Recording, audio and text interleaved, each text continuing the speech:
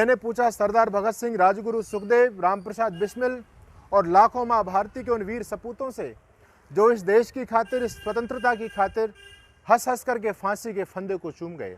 मैंने पूछा तुम झूम झूम फांसी पर कैसे चढ़ जाते थे, नंगे पैरों अंगारों पर तुम कैसे चले जाते थे।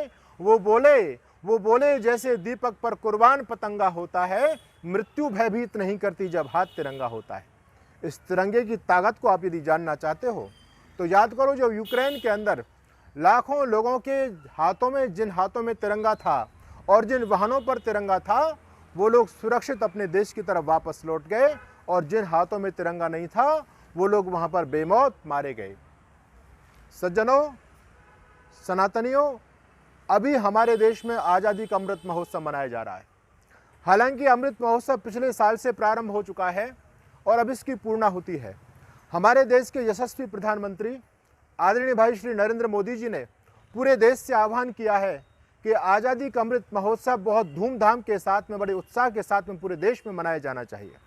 हर घर पर तिरंगा होना चाहिए और हर में मेरे भारती का नौजवान, माँ भारती का सपूत अपने हाथ में तिरंगा लेकर के और आज़ादी के तराने गाते हुए आप जहाँ पर भी हैं, जिस नगर में भी हैं, जिस कॉलोनी में और जिस गांव में रहते हैं, वहाँ पर आज़ादी के तराने गाते हुए आपको जुलूस निकालना है, शोभा यात्रा निकालनी है। लेकिन याद रखना, एक बात मैं आपको बहुत विशेष बताना चाहता हूँ। जब आपके हाथों में तिरंगा हो, जब आपके हाथों में झंडा हो, तो झंडे के नीचे डंडा भी बहुत मजबूत होना चाहिए। क्योंकि आप लोग जानते हैं, जब भी हम सनातनी भगवान राम की शोभा यात्रा निकालते हैं, महावीर हनुमान की शोभा यात्रा निकालते हैं, या जब भी हम कोई तिरंगा यात्रा निकालते हैं, तो कुछ राष्ट्रद्रोही तत्व इस फिराक में बैठे रहते हैं कि कब ये सनातनी लोग आएंगे और कब अपने महापुरुषों की, इस देश की यात्रा को, इसके गौरव को आगे बढ़ाएंगे। तो वो लोग आकर के हम पर पथराव भी करते हैं, वो लोग आकर के पेट्रोल बम भी फेंकते हैं और अनेक प्रकार की दुर्घटनाओं को अंजाम देते हैं। दुर्भाग्य की बात है कि आज हमारा हिंदू समाज जब किसी शोभा यात्रा को लेकर के चलता है तो अपने साथ में डीजे लेकर के चलता है, और डीजों पर हम ठुमका लगाना चाहते हैं और ठुमका लगाना जानते हैं। लेकिन मैं कहना चाहता हूँ, अब ठुमके लगाने की परंपरा को बंद करो। अब तुम यदि शोभा यात्रा में जाओ तो अपने हाथ में मजबूत लठ लेकर के जाओ। अरे याद करो, जितने हमारे देवी देवता हैं, किसी को देख लो, सब अस्त्र शस्त्रों से सुसज्जित हैं।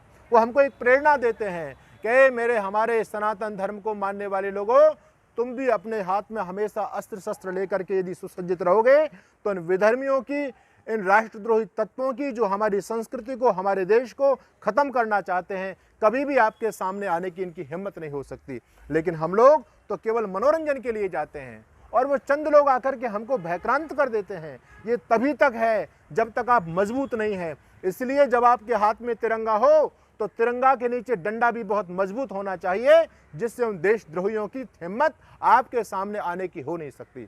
याद रखना, वो लोग स्वप्न देख रहे हैं, वो लोग स्वप्न देख रहे हैं, और जितने भी आसपास के मुस्लिम राष्ट्र हैं, ये सारे के सारे एक योजना बना रहे हैं इस देश को दारुल इस्लाम बनाने की। कह रहे हैं कि जब तक आज़ादी का 100वां वर्ष ये भारत मनाएगा, तब तक उस 100वें वर्ष को आते आते 2047 आते आते हम इस भारत को और इस भारत की संसद पर हम तिरंगा की जगह चांद सितारे का और हरा झंडा फहरा देंगे, यानी इस देश को इस्लामिक राष्ट्र बना देंगे। मैं आपसे निवेदन करना चाहता हूं, इन दुष्ट लोगों की, इन राष्ट्रद्रोही लोगों की योजना सफल नहीं होनी चाहिए।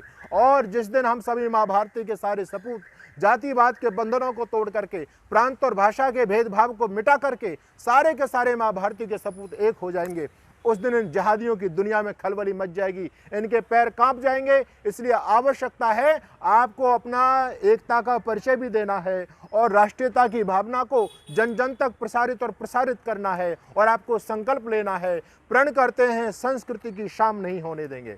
चाहे ये लोग कितने ही PIF के PIF हों या और भी इनके इस्लामिक संगठन हों जो इस देश को दारुल इस्लाम बनाने की सोच रहे हैं, उनके लिए मैं कहना चाहता हूं, और आप सबको मेरे साथ में, मेरे स्वर मिलाकर के बोलना पड़ेगा, प्रण करते हैं संस्कृति की शाम नहीं होने देंगे, वीर शहीदों की समाधि बदनाम नहीं होने देंगे, जब तक रग में गर्म लहू की एक बूंद भी बाकी है, हम भारत की आज़ादी को नीलाम नहीं होने देंगे, हम भारत की आज़ादी को नीलाम नहीं होने देंगे। जय हिंद, वंदे।